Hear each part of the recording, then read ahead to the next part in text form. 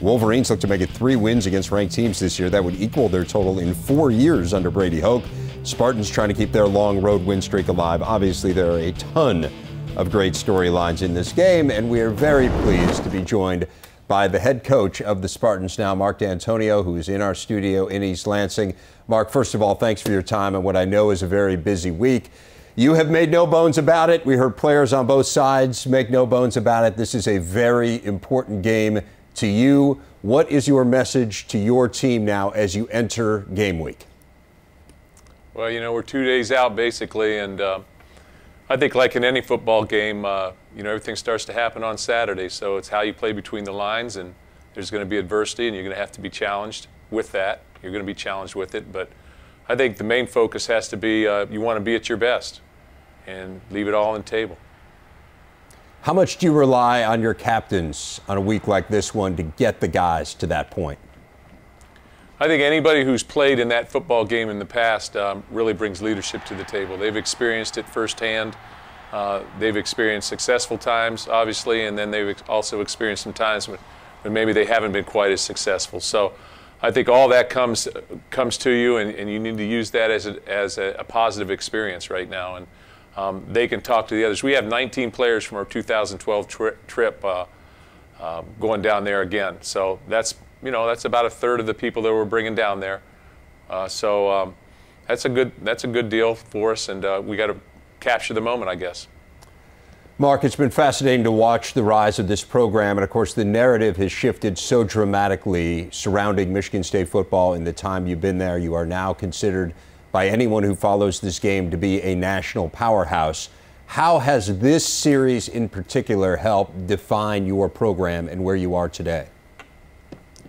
I think anytime you come into a program, you know, you need to start from scratch, regardless of where that program's at. You need to sort of start building your reputation a little bit, or your culture. And I think this sort of helped define us a little bit in terms of, because they've always been big games, and they always will be big games, these particular games, and that's never going to change.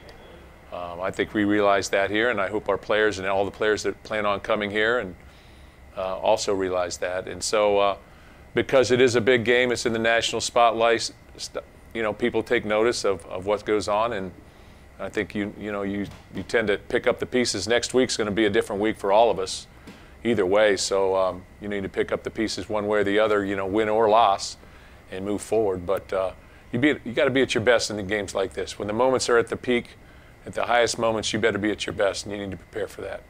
Well, one of the issues for you in terms of trying to be at your best has been the injuries. How difficult have the injuries made it for you to practice?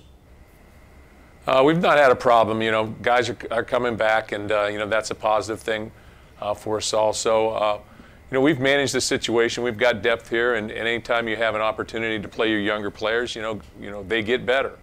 And when you're in that film room and you're watching, and you're number 2, and all of a sudden now you're playing, those practices take on a whole different meaning to you when you know that you're going to play in games. And that's been the case here. So guys have improved their performance and improved themselves as football players. And in the end, I believe that these things should make you a better football team, a stronger football team in the end. But I don't think there's any question that when you have good players that you're going to miss those guys. But you know, we don't use it as an excuse. We just move it forward. And right now we're 6-0. We're excited about this challenge, and we'll come ready to go. What's the most important matchup you need to win the game, Mark?